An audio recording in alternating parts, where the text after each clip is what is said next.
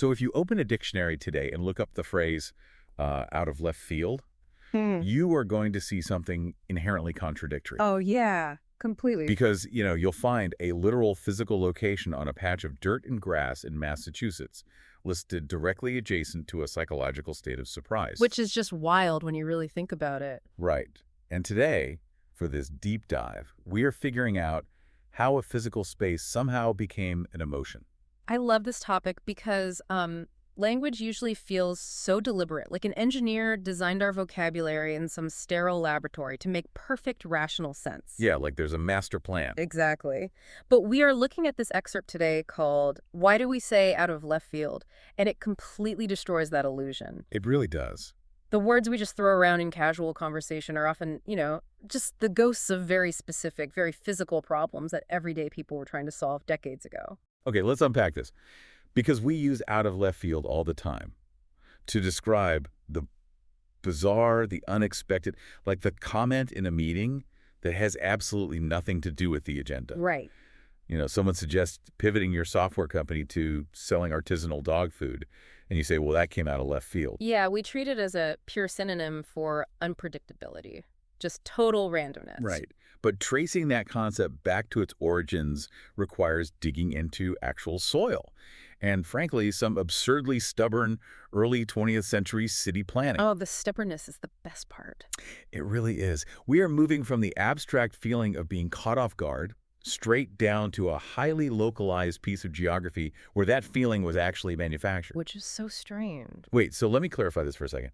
You were telling me this wasn't just a standard baseball rule. Yeah. Millions of us are using this idiom, and it exists just because of one specific local stadium layout. I mean, yeah. It wasn't a rule at all. It was literally a geographic accident. So, according to research by Ken Liss, who is the head of the Brookline Historical Society, the very first time this term was ever used by the press in the context of describing something happening in a baseball game was in 1919. 1919. Yeah, over a century ago.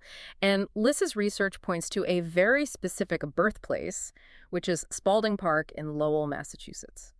Right, and the reason Spalding Park gave birth to this phrase comes entirely down to its wonky dimensions. Yeah. Because if you think about modern stadiums, they are these pristine, multi-billion-dollar architectural marvels, right? Oh, yeah.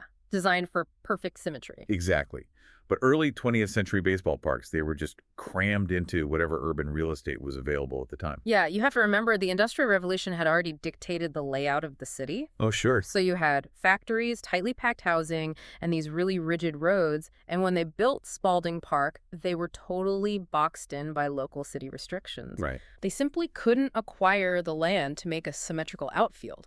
The architects had to compromise. And the result was this asymmetrical mutant of a baseball field where the left field was built much, much further out than the rest of the park. It really makes me think of like moving into a house with a bizarre, frustrating layout just because of weird property lines. Oh, totally. You know those houses where you have to walk through a bathroom to get to the kitchen? Yes. The worst. Right. The original builder was clearly fighting with the city over zoning laws, lost the fight, and just built around the problem. Yeah.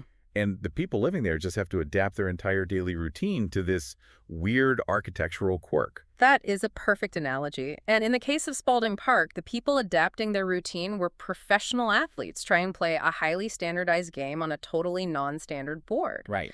The left fielder was suddenly exiled to this massive expanse of grass that completely violated the normal geometry of baseball. And that extreme distance created an immediate physical problem for the human standing on that field. Yeah. Because putting a guy that far back means he is no longer operating in the same sensory environment as the rest of the team. Exactly. We have to consider the mechanics of a baseball game, especially during that era.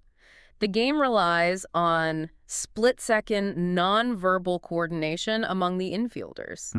But because of this local zoning restriction pushing the left fielder into basically a different zip code, you introduce a massive communication breakdown. Because they can't hear him. Right. The infielders literally cannot hear the left fielder. And they can barely see him, too. I mean, this is 1919. We were talking about the dead ball era. Oh, yeah. The equipment was terrible. The baseballs were routinely scuffed, dirty, covered in tobacco juice, making them incredibly difficult to track visually against the backdrop of a stadium. Yeah, just brown baseballs flying through the air. So you have a left fielder standing in a completely different time zone, trying to interact with a dirty baseball that the infielders have completely lost sight of. Which means the physical environment manufactured a vacuum of information.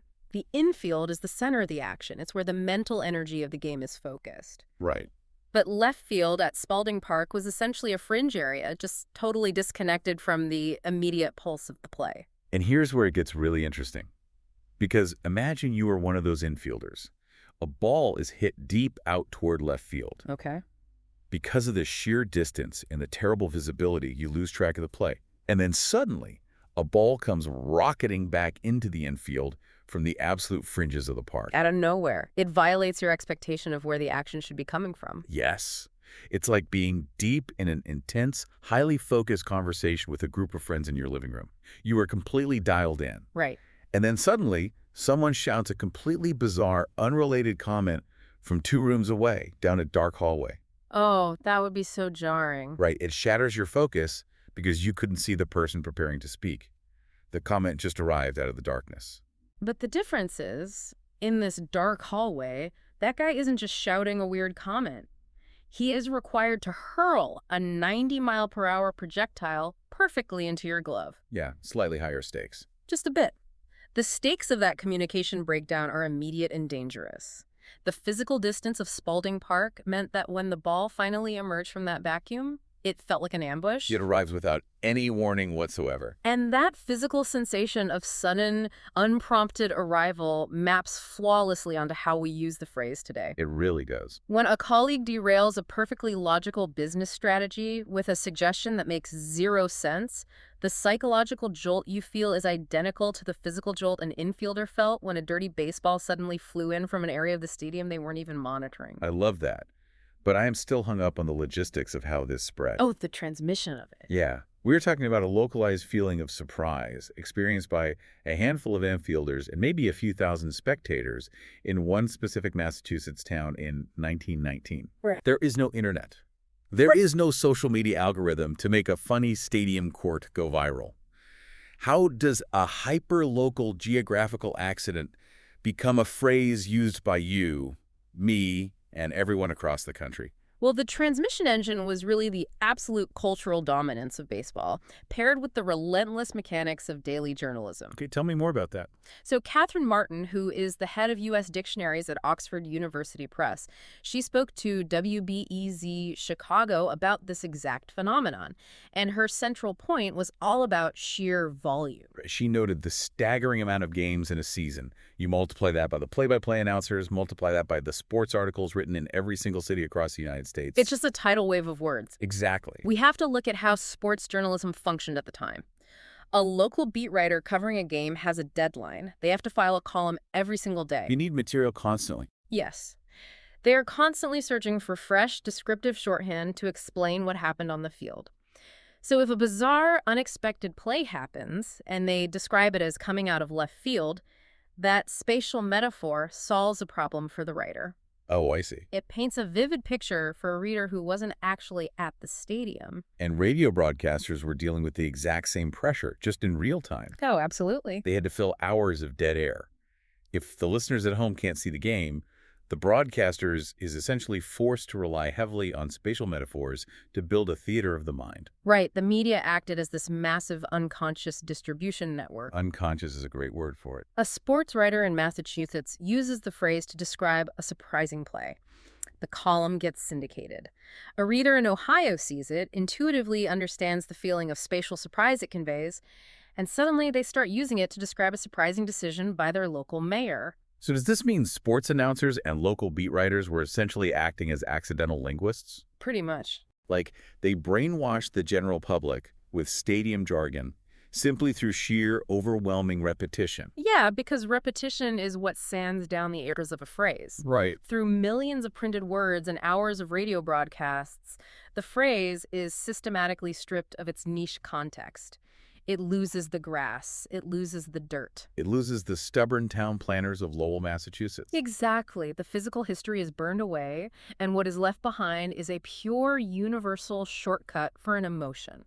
The media took a highly specific tool designed to describe the spatial weirdness of one stadium and realized it worked perfectly to describe the weirdness of human behavior in general. It is so incredibly efficient. And, once you realize the massive engine of baseball smuggled left field into our everyday vocabulary, it really opens up a completely new perspective on the rest of the words we use. Oh, the crossover effect from the athletic field to the office cubicle is staggering when you actually look for it. Right. What else do we have? Well, sports are uniquely engineered to generate these idioms because they manufacture high-stakes, easily observable physical situations. Because a baseball game or a horse race is a contained universe. Yeah, It has clear rules, boundaries, and physical conflicts. exactly. Unlike our social and professional lives, which are incredibly complex, abstract, and messy. Very messy. So when human relationships or business negotiations get complicated, we struggle to articulate the nuance, and we instinctively reach for the simple, observable physics of sports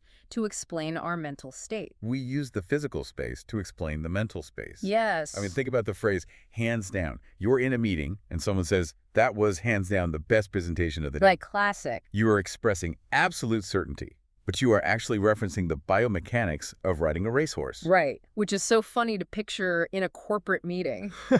Because the mechanics of horse racing require the jockey to maintain intense physical tension. They stand up in the stirrups, leaning forward, holding the reins incredibly tight to control this massive animal and urge it forward. Right. But if a jockey is blowing away the competition, if they're 10 lengths ahead as they approach the finish line, and victory is absolutely guaranteed, they don't need that tension anymore. Right, they can relax. They can literally sit back in the saddle, loosen their grip on the reins, and put their hands down. And then the physical posture of dominance on a horse just becomes a corporate slang term for an easy win. It's amazing. The anxiety of the race is gone, replaced by a physical gesture of total relaxation. We literally took the biomechanics of a jockey and turned it into a way to complement a marketing pitch. Or take the phrase, the ball is in your court. You finish a stressful negotiation with a client, send over the final contract, and tell your manager, well, the ball's in their court now. Yeah. There are no tennis rackets in the boardroom. You aren't imagining a net or sweatbands. But you are borrowing the spatial rules of tennis to explain the transfer of professional responsibility. Exactly. In tennis, when the ball crosses the net into the opponent's territory, the physical burden of action shifts entirely to them. You are momentarily relieved of duty until they return the volley. What fascinates me is how entirely invisible this process has become to us. We use these phrases dozens of times a week without ever summoning the visual imagery of the sport they came from. We don't even blink. No. The physical history has been completely erased from our active memory, leaving only the sheer utility of the phrase behind. We treat our vocabulary like an abstract set of definitions, but it is actually an archaeological dig. That is a great way to put it. Every idiom is a fossilized record of humans trying to solve a communication problem using whatever physical environment happened to be in front of them at the time. So as we wrap up this deep dive, I want you to reconsider the way you hear the language around you. Yeah, pay attention to the words. The next time you are sitting on a video call and you are caught completely off guard by a wild, unpredictable idea from a colleague, remember what you are actually saying when you call it out of left field. It's not just a cliche. Right. You are inadvertently referencing a century-old communication breakdown. You are echoing the sheer confusion of an infielder in Massachusetts, squinting through the sunlight at a dirty baseball flying out of a spatial void. And, if the physical architecture of a city and the local space restrictions of the 20th century could permanently shape the words coming out of our mouths today, we really have to look critically at our current environment. Oh, absolutely. The physical fields of baseball and horse racing provided the vocabulary for the 20th century. But today, our environment is increasingly digital. Right. We aren't hanging out at Spalding Park anymore. Exactly. So what invisible structures are secretly forging the bizarre idioms of the future? Oh, that's a wild thought. Right. Perhaps the restrictive architecture of our algorithms or the character limits forcing us to truncate our thoughts, or even the strange artificial layouts of our digital interfaces. Maybe they are currently generating the phrases that are just waiting to catch the next generation completely out of left field.